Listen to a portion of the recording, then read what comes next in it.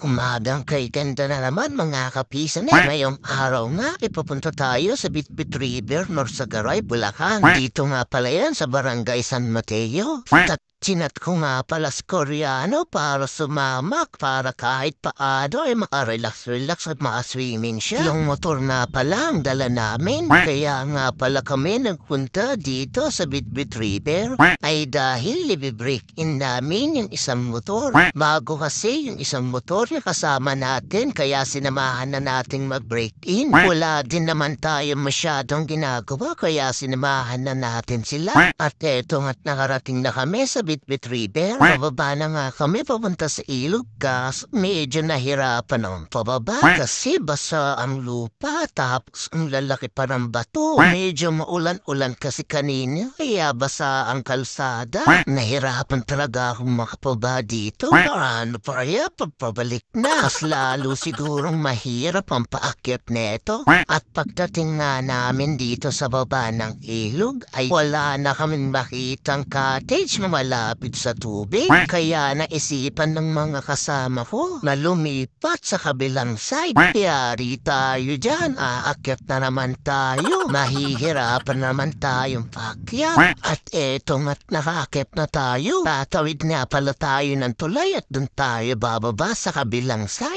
Eto't nag-picture-picture muna ako dito sa taas ng bridge. At eto nga't pababa na tayo sa kabilang side ng tulay. Ito talagang side na to ang pinakamahirap na pababa at pataas. Mas madulas dito at mas matirik at mas malalaki ang bato dito sa pababa na to. Kaya nagdalawang isip ako na bumaba dito. Pero dahil nauna na yung kasama natin ay diniretso ko na rin. Pinababa nga pala nila yung mga angkas nila dahil hindi talaga kaya bumaba nung may angkas. Kaya ayan yung mga kasama ko naglalakad pababa. Kung mapapansin nyo talagang maalog ang camera dahil napakalalaki talaga ng mga bato dito. Medyo nahirapan talaga ako sa pababa na to. Pero kahit paano ay nakababa rin tayo ng maayos at walang sira ang motor. Tapos pagtingin ko dito sa pinaradahan nila, walang niya kalsada pala to papunta dun sa kabilang side. Na pala hindi na lang kami umakyat dun kanina at bumaba dito sa matrikat mabato na to. Dito na lang sana kami sa kalsada sa baba dumaan. Hindi kasi namin alam. Walang yan. Nahirapan pa kami umakyat at bumaba sa napakahirap na daanan na yun. May daanan naman pala dito sa baba. Walang yan.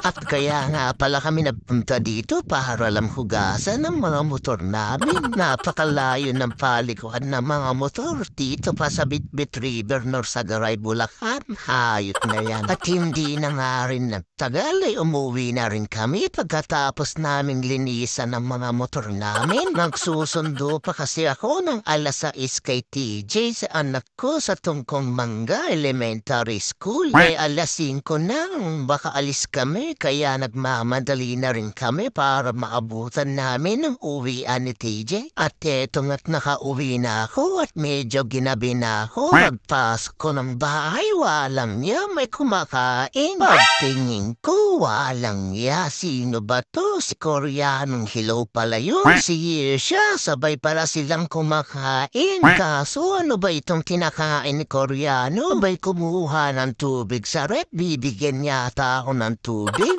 Napakabait naman ng batang ito. Hindi ko na kailangan sabihin at binigyan niya na ako. Talaga bang mabait itong Koreanong ito? O nagpapalakas lang sa akin dahil nanliligaw siya kay Yesha. Tapos biglang umupo, itutuloy niya na yata ang pagkain niya. Kaso bakit ganon yun? Nasa plato niya, nakaplastic pa na pansit canton at hindi pa luto. Sira ulo pala itong Koreanong Hello na to. Pinagtritsipan yata tayo. Tignan mo, tatawa-tawa pa. Ang lakas ng tama nitong Hello na to. Ibitin ko kaya sa puno ng mangga to nang mahinog na.